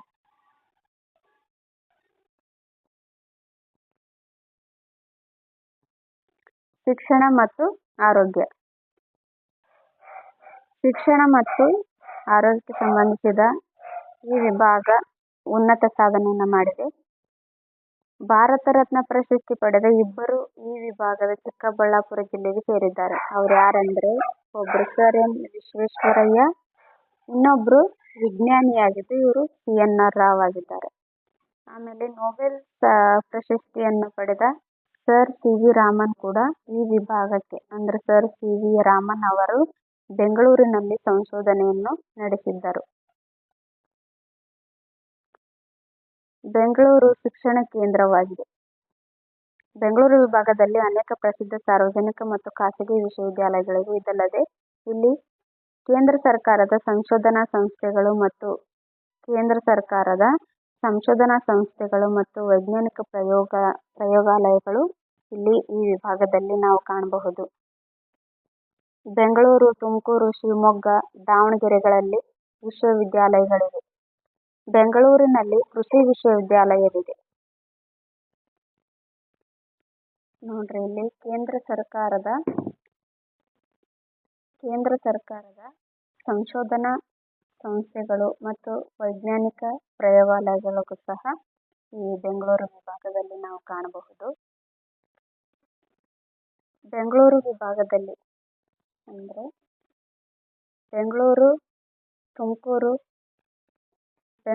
ತುಮಕೂರು, ಶಿವಮೊಗ್ಗ, ದಾವಣಗೆರೆ ಇಲ್ಲಿ ವಿಶ್ವವಿದ್ಯಾಲಯಗಳಿವೆ. ಬೆಂಗಳೂರಿನಲ್ಲಿ ಕೃಷಿ ವಿಶ್ವವಿದ್ಯಾಲಯವಿದೆ. ನೋಡ್ರಿ, ಇದು ತುಂಬಾ ಇಂಪಾರ್ಟೆಂಟ್, ಇದನ್ನ ನೋಟ್ ಮಾಡ್ಕೊಳ್ರಿ. ಬೆಂಗಳೂರು ವಿಭಾಗದಲ್ಲಿ ಕೃಷಿ ವಿಶ್ವವಿದ್ಯಾಲಯವಿದೆ. ಸ್ವಾತಂತ್ರ್ಯ ಪೂರ್ವದಿಂದಲೂ ಸರ್ಕಾರವು ಪ್ರಾಥಮಿಕ ಶಿಕ್ಷಣಕ್ಕೆ ಪ್ರೋತ್ಸಾಹ ನೀಡುತ್ತಾ ಬಂದಿದೆ. ಅನೇಕ ಧಾರ್ಮಿಕ ಸಂಸ್ಥೆಗಳು ಶಿಕ್ಷಣ ಕ್ಷೇತ್ರದಲ್ಲಿ ಕೆಲಸ ಮಾಡುತ್ತಿವೆ. ನೋಡ್ರಿ, ಇವರು ಇಂಪಾರ್ಟೆಂಟ್. ಶ್ರೀ ಶಿವಕುಮಾರ ಸ್ವಾಮಿಗಳ ನೇತೃತ್ವದಲ್ಲಿ ಬೆಳೆದ ಸಿದ್ಧಗಂಗಾ ಮಠವು ಸಾವಿರಾರು ಬಡ ವಿದ್ಯಾರ್ಥಿಗಳಿಗೆ ಅಕ್ಷರ ಮತ್ತು ಅನ್ನದಾಸೋಹ ಕಾರ್ಯ ನಡೆಸುತ್ತಿದೆ. ರಾಮನಗರ ಜಿಲ್ಲೆಯಲ್ಲಿ ನೋಡ್ರಿ, ಇದು ಇಂಪಾರ್ಟೆಂಟ್ ನೋಡ್ರಿ. ರಾಮನಗರ ಜಿಲ್ಲೆಯಲ್ಲಿ ಜನಿಸಿದ ಶ್ರೀ ಬಾಲಗಂಗಾಧರನಾಥ ಸ್ವಾಮೀಜಿಯವರ ನೇತೃತ್ವದಲ್ಲಿ ಬೆಳೆದ ಆದಿಚುಂಚನಗಿರಿ ಮಠದ ಶೈಕ್ಷಣಿಕ ಸೇವೆಯು ಅಪೂರ್ವವಾಗಿದ್ದು, ಮೂಲ ಶಿಕ್ಷಣ ಮತ್ತು ವೃತ್ತಿ ಶಿಕ್ಷಣದ ಕಾಲೇಜುಗಳನ್ನು ನಡೆಸುತ್ತಿದೆ. ಚಿತ್ರದುರ್ಗದ ಮುರುಘರಾಜೇಂದ್ರ ಮತ್ತು ಸಿರಿಗೆರೆ ತರಳಬಾಳು ಮಠಗಳ ಶೈಕ್ಷಣಿಕ ಸೇವೆಯು ಗಮನಾರ್ಹವಾಗಿದೆ. ನೋಡ್ರಿ, ಈ ವಿಭಾಗದ ಶೈಕ್ಷಣಿಕ ಕೇಂದ್ರಗಳು, ಆಮೇಲೆ ಶಿಕ್ಷಣಕ್ಕಾಗಿ ಯಾರೆಲ್ಲ ಶ್ರಮಿಸಿದ್ರು ಅಂತ ಎಕ್ಸಾಮ್ ಅಲ್ಲಿ ಕೇಳ್ಬೋದು. ನೀವು ಟೀಚರ್ CETಗೆ ಕೇಳಬಹುದು ನೋಡ್ರಿ. ಇದು ನೋಟ್ ಮಾಡ್ಕೊಂಡು ಇಟ್ಕೊಂಡಿರಿ. ಆರೋಗ್ಯಕ್ಕೆ ಸಂಬಂಧಿಸಿದಂತೆಯೂ ಈ ವಿಭಾಗವು ಮಹತ್ವದ ಸಾಧನೆಯನ್ನ ಮಾಡಿದೆ. ಸಾಂಕ್ರಾಮಿಕ ರೋಗಗಳನ್ನು ತಡೆಗಟ್ಟಲಾಗಿದೆ. ಶಿಶು ಮರಣ ಪ್ರಮಾಣ ಕಡಿಮೆಯಾಗಿದೆ. ನೋಡ್ರಿ, ಬೆಂಗಳೂರು ವಿಭಾಗದ ಆರೋಗ್ಯಕ್ಕೆ ಸಂಬಂಧಿಸಿದ ಬಗ್ಗೆ ಕೆಲವು ಸ್ವಲ್ಪ ಟಿಪ್ಪಣಿ ಬರೆಯಿರಿ ಅಂತಾನು ಎಕ್ಸಾಮ್ ಅಲ್ಲಿ ಕೇಳಬಹುದು. ಅವಾಗ ಇದು ಹೆಲ್ಪ್ ಆಗುತ್ತೆ ನೋಡ್ರಿ. ಇದೆಲ್ಲ ಬರಿಬೇಕು.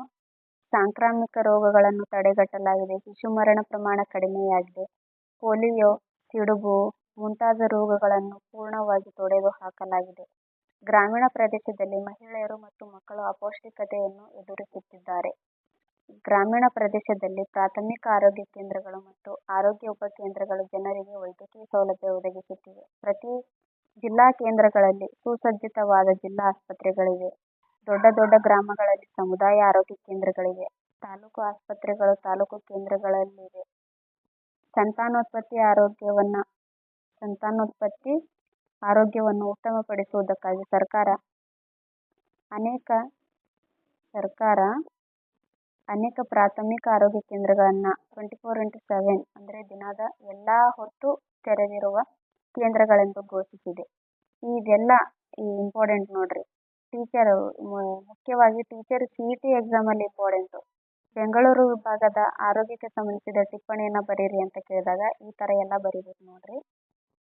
ಗ್ರಾಮೀಣ ಪ್ರದೇಶದಲ್ಲಿ ಗರ್ಭಿಣಿಯರಿಗೆ ಸೇವೆ ಒದಗಿಸುವುದಕ್ಕಾಗಿ ಸಂಚಾರಿ ವಾಹನ ಅಂದ್ರೆ ಮೊಬೈಲ್ ಹೆಲ್ತ್ ವ್ಯಾನ್ ವ್ಯವಸ್ಥೆಯನ್ನ ಮಾಡಲಾಗಿದೆ. ನೆಕ್ಸ್ಟ್ ಬಂದು ಬೆಂಗಳೂರು ವಿಭಾಗದ ಪ್ರಾಕೃತಿಕ ಸಂಪನ್ಮೂಲವನ್ನ ನೋಡೋಣ. ಬೆಂಗಳೂರು ವಿಭಾಗವು ಸಾಂಸ್ಕೃತಿಕವಾಗಿ ಶ್ರೀಮಂತವಾಗಿದೆ. ಇದು ಧಾರ್ಮಿಕ ಸ್ಥಳಗಳು, ಪ್ರವಾಸಿ ಕೇಂದ್ರಗಳು, ಸಾಂಸ್ಕೃತಿಕ ಉತ್ಸವಗಳು, ಜಾತ್ರೆ, ಹಬ್ಬಗಳು ಮುಂತಾದ ಸಂಗತಿಗಳಿಂದ ಕೂಡಿದ ಒಂದು ಸಮೃದ್ಧವಾದ ವಿಭಾಗವಾಗಿದೆ. ರಾಜಕೀಯ ಮುತ್ಸದ್ದಿಗಳು ರಾಜ್ಯ ನಿರ್ಮಾಣಕ್ಕೆ ಅಪಾರ ಕಾಣಿಕೆ ನೀಡಿದ್ದಾರೆ. ಕರ್ನಾಟಕ ಏಕೀಕರಣ ರೂವಾರಿ ಕೆಂಗಲ್ ಹನುಮಂತಯ್ಯ ಅವರು ಈ ವಿಭಾಗಕ್ಕೆ ಸೇರಿದವರಾಗಿದ್ದಾರೆ. ನೋಡ್ರಿ, ಕೆಂಗಲ್ ಹನುಮಂತಯ್ಯ ಅವರು ಇದು ಹಿಂದೆ ಎಕ್ಸಾಮ್ ಅಲ್ಲಿ ಕೇಳಿದಾರೆ ನೋಡ್ರಿ. TETಗೂ ಕೇಳಿದಾರ, CETಗೂ ಕೇಳಿದಾರ. ಈ ಕೆಂಗಲ್ ಹನುಮಂತಯ್ಯ ಅವರು ಮುಖ್ಯಮಂತ್ರಿಗಳಾಗಿದ್ದಾಗ ನಮ್ಮ ವಿಧಾನಸೌಧ ಕಟ್ಟಡವನ್ನ ನಿರ್ಮಾಣವಾಯಿತು. ಮತ್ತೊಬ್ಬ ಏಕೀಕರಣ ಹೋರಾಟಗಾರ ಅಂದ್ರೆ S. ನಿಜಲಿಂಗಪ್ಪ. ಇವರ ಮುಖ್ಯಮಂತ್ರಿಯಾಗಿ ರಾಜ್ಯ ನಿರ್ಮಾಣ ಕಾರ್ಯವನ್ನು ಕೈಗೊಂಡ್ರು. ಇವರು ಸಹ CM ಆದಾಗ ರಾಜ್ಯ ನಿರ್ಮಾಣ ಕಾರ್ಯವನ್ನ ಕೈಗೊಂಡ್ರು. ಪರಿಸರ ಪೋಷಣೆಗೆ ಮತ್ತೊಂದು ಹೆಸರು ಸಾಲುಮರದ ತಿಮ್ಮಕ್ಕ. ನಮ್ಮ ದೇಶದ ಕ್ರಿಕೆಟ್ಗೆ ನಮ್ಮ ಕೊಡುಗೆ ನೀಡಿದ ಅನಿಲ್ ಕುಂಬ್ಳೆ ಅವರು ಸಹ ಈ ವಿಭಾಗಕ್ಕೆ ಸೇರಿದವರಾಗಿದ್ದಾರೆ. ಯೋಗ ಕ್ಷೇತ್ರದಲ್ಲಿ ಅಸಾಧಾರಣ ಸಾಧನೆ ಮಾಡಿರುವ BKS ಅಯ್ಯಂಗಾರ್ ಮತ್ತು ಮಲ್ಲಾಡಿಹಳ್ಳಿ ಶ್ರೀ ರಾಘವೇಂದ್ರ ಸ್ವಾಮೀಜಿಯವರು ಸಹ ಈ ವಿಭಾಗಕ್ಕೆ ಸೇರಿದವರಾಗಿದ್ದಾರೆ. ಈ ವಿಭಾಗದಲ್ಲಿ ಅನೇಕ ಪ್ರೇಕ್ಷಣೀಯ ಸ್ಥಳಗಳು ಸಹ ಇವೆ. ನೋಡ್ರಿ, ಇದೆಲ್ಲ ಇಂಪಾರ್ಟೆಂಟ್ ನೋಡ್ರಿ, ನೋಟ್ ಮಾಡ್ಕೊಳ್ರಿ ಸೈಡ್ಗೆ. ಈ ಬೆಂಗಳೂರು ವಿಭಾಗದ ಸ್ವಾತಂತ್ರ್ಯ ಹೋರಾಟಗಾರರ ಬಗ್ಗೆ ನೋಡೋಣ ಬನ್ನಿ.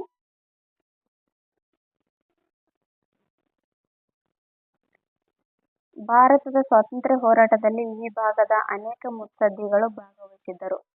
ನೋಡ್ರಿ, ಮೈಸೂರು ರಾಜ್ಯದ ಪ್ರಥಮ ಮುಖ್ಯಮಂತ್ರಿಯಾಗಿ KC ರೆಡ್ಡಿ ಅವರು. ನೋಡ್ರಿ, ಮೈಸೂರು ರಾಜ್ಯದ ಪ್ರಥಮ ಮುಖ್ಯಮಂತ್ರಿ ಯಾರು ಅಂತಂದ್ರೆ KC ರೆಡ್ಡಿ. ಎರಡನೇ ಮುಖ್ಯಮಂತ್ರಿ ಅಂದರೆ ಕೆಂಗಲ್ ಹನುಮಂತಯ್ಯ ಅವರು. ವಿಶಾಲ ಮೈಸೂರು ರಾಜ್ಯದ ಪ್ರಥಮ ಮುಖ್ಯಮಂತ್ರಿ ಅಂತ ಬಂದಾಗ ಎಸ್ ನಿಜಲಿಂಗಪ್ಪ. ಎರಡನೇ ಮುಖ್ಯಮಂತ್ರಿ ಅಂತ ಬಂದಾಗ ಕಡದಾಳ್ ಮಂಜಪ್ಪ ಮತ್ತು ಸೀತಾ ಶರ್ಮಾ. ಕಡದಾಳ್ ಮಂಜಪ್ಪ ಇವರು. ಇಲ್ಲಿ ನೋಡ್ರಿ, ಕ್ಲಿಯರ್ ಮಾಡ್ಕೊಳ್ರಿ. ಮೈಸೂರು ರಾಜ್ಯದ ಪ್ರಥಮ ಮುಖ್ಯಮಂತ್ರಿ ಅಂತ ಬಂದ್ರೆ ಕೆ ರೆಡ್ಡಿ.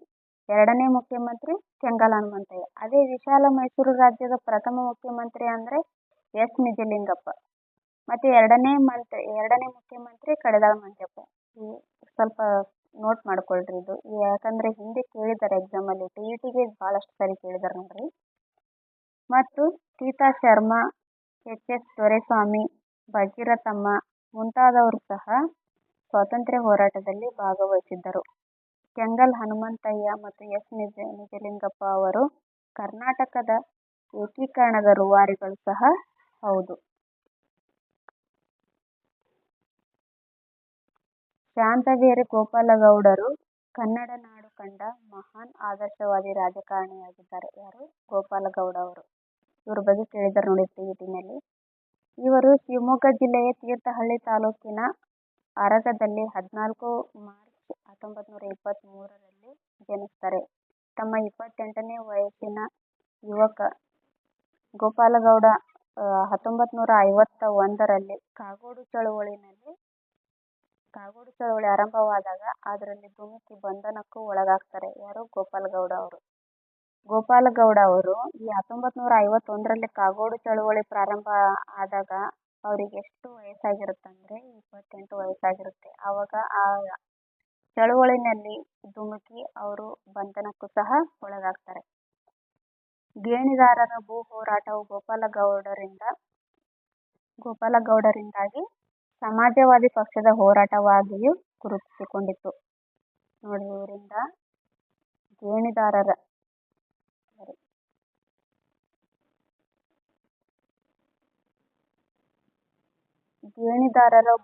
ಭೂ ಹೋರಾಟವು ಗೋಪಾಲಗೌಡರಿಂದಾಗಿ ಸಮಾಜವಾದಿ ಪಕ್ಷ ಹೋರಾಟವಾಗಿಯೂ ಸಹ ಗುರುತಿಸಿಕೊಳ್ಳುತ್ತೆ.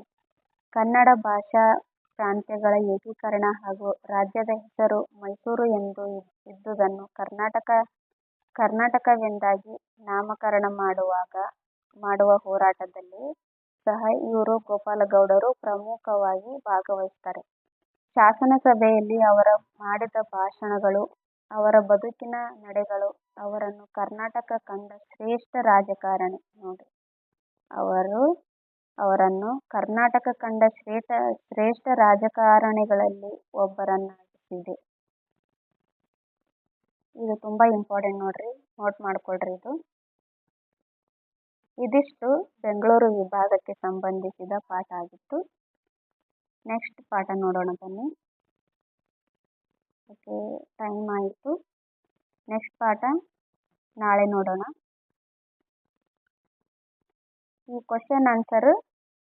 ಈ ಎಲ್ಲ ಕ್ವಶನ್ ಆನ್ಸರ್ನ ನಾಳೆ ಬಿಡ್ಸೋಣ.